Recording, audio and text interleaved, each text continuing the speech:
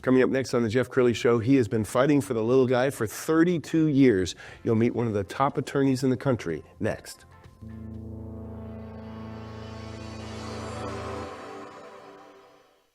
Many are predicting that the worst is yet to come, which is unfortunate, said one person here.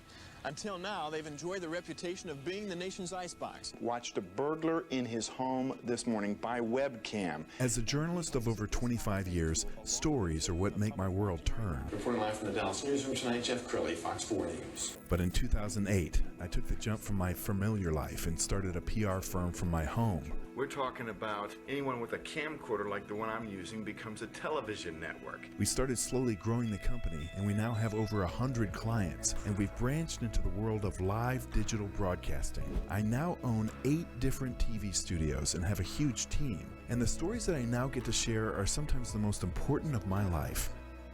Life has a funny way of coming around full circle. This is the Jeff Crilley Show.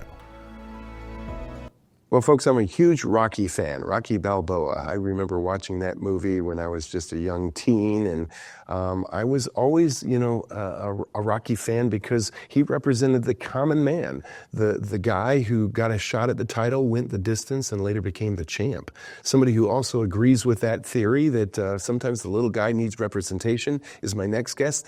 Joining us now from New York is Ron Berutti. He is with Murray-Nolan Berutti. Thanks for coming on the show. Yeah, thanks so much for having me, Jeff. Absolutely. Well, I want to hear a little bit about your background. Where'd you grow up? Grew up in New Jersey. Actually, I'm still based in New Jersey. We have offices in New Jersey, New York. My primary office is in Jersey. Spent my whole life here except for 4 years at the University of Massachusetts at Amherst, and came back for law school, and here I am. And there's a lot of people in law who work for, big government, big pharma. You love to represent the little guy. Tell me why. Yeah, well, actually, we started this firm. My partner and I started this firm January 1st, 2022. We were equity partners in a fairly big New Jersey firm, and we started. I sued Mayor De Blasio of New York over his vaccine mandate, representing some restaurants and that kind of thing. And lo and behold, it became a problem at the firm because they're afraid about their other clients being upset that we're on Fox News or whatever we're doing.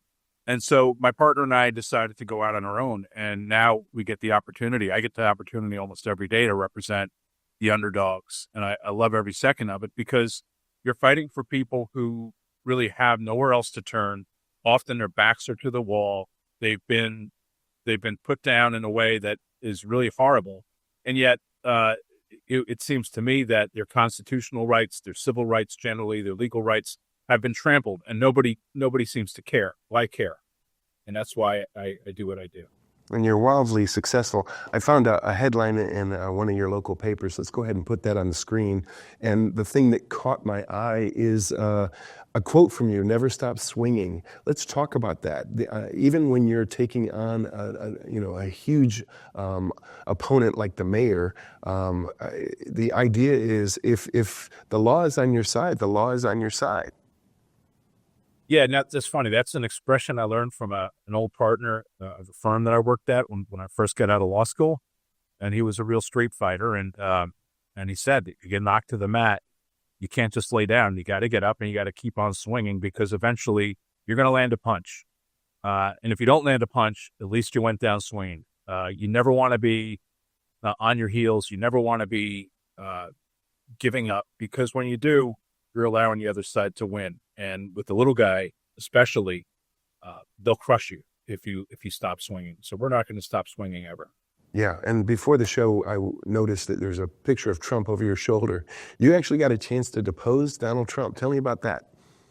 Yeah, it was really a business litigation case. I used to do a lot of business litigation. At one time, I represented a power company in New Jersey, and Trump National Golf Course in Bedminster was being sued by somebody, and Trump people turned around and then sued the power company. And it was over a utility pole that had been moved out of actually the view of the eighth hole, I think, of the golf course, and at Trump's request. And they put a transformer on the corner of the property of this person who was suing Trump, and then she sued Trump for trespass, among other things.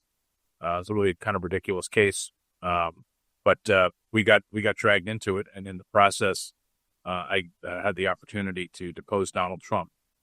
And what was your reaction? What did you anticipate, and what did you see? It's interesting. I thought that I had expected, you see Donald Trump on TV. This is 2011. Remember, it's not, the whole world knew him really from things like his TV show or from media, but not as a politician. So I expected him to be more of a business-like person at a deposition, more buttoned down, more professional. And he was just Donald Trump. He never stopped swinging either. We brawled a little bit in our deposition. It was a good 3 hours session, and we each got our punches in, and it was exciting and fun. And I think that he came out respecting me, and I respected him. Wow. Staying with Trump for just a minute, no matter what your politics are, you could be, a liberal Democrat. What are some lessons that all of us can learn from the story that we're continuing to see unfold with Donald Trump? Well, look, Donald Trump's a unique figure. Thankfully, he had the financial wherewithal to sustain all the blows he was taking, because frankly, there are very few people who could financially withstand what he went through.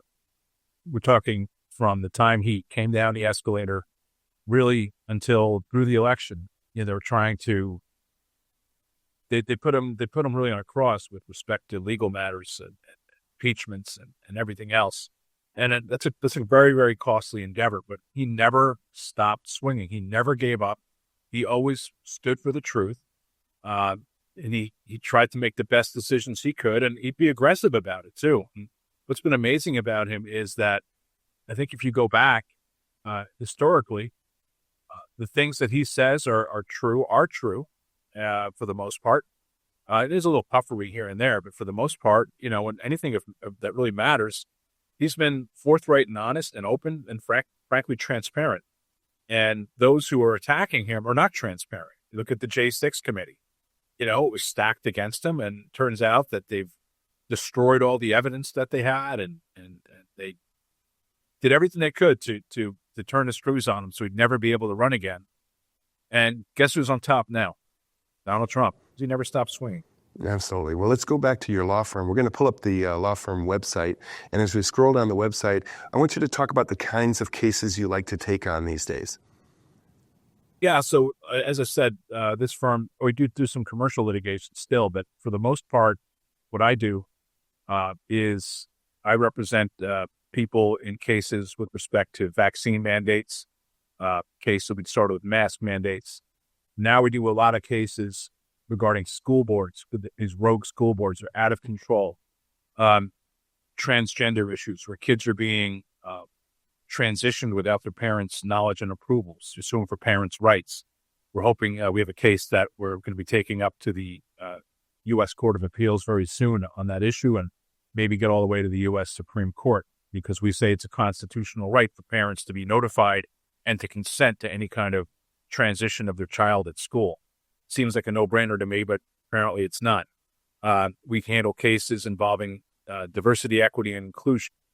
Just last week, we filed a lawsuit on behalf of a client in the Northern District of North Carolina, the Western District of North Carolina, and we were suing the Federal Reserve. He was an employee at the Federal Reserve. We say he was discriminated against and terminated because he was a white Christian male, older white Christian male, who was unvaccinated. And they had a DEI program where they wanted to bring in, people of color and gender, and, everything was based on color, sex, whether you want to keep your genitals, where you want to put your genitals, all these things that don't matter. That's what DEI is, and that's what they're hiring based upon. And meanwhile, my client is a brilliant person who did remarkable work at the Federal Reserve, and he was let go purportedly for poor performance. But we say that was an excuse for terminating him so that they could advance their DEI agenda. Well, you're also very popular with the media. I went on your media page, and let's go ahead and put that up and scroll down the media page. I think you do a great job educating people through the media. I think at your heart, you're probably a teacher, aren't you, Ron? Do you love to educate people? That's actually interesting. Yeah, I do kind of feel like I have a duty to teach people and to educate people. Before I did this, I used to do every 4th of July. I would do a reading of the Declaration of Independence and a discussion. And what does it all mean? And we used to get probably 60 to 80 people come to these every year, and be a mix of people, all ages, and the room would turn over about half every year. And it was always exciting to see sort of the light bulbs going off in people's heads and people hearing things that they never heard before. Because, a lot of the things that I do, are based upon, inspired by the founding, inspired by the Civil War, inspired by the greater good, and really about keeping people free, how freedom is the greater good, not collective things that the left likes. Our individual liberty is the most important thing to keep us free and happy and prosperous. And so I do feel a duty to teach that and to speak about that as much as I can.